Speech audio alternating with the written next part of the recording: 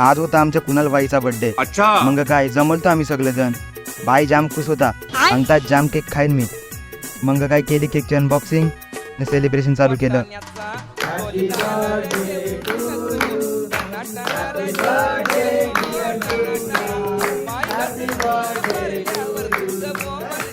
मिन्यू cake खावी लागा ना ते म्हणजे मिन्यू खाणं अर्धा. येवांग ते मी अख्खा केक खाईन ना. आपला बाई खाते खाते थांबाचं नाव नाही जे. बर्थडे बॉय आज जाम खुश होता, जाम आहत होता. केक त्यांनी खाला का ना बहलतो आम्ही.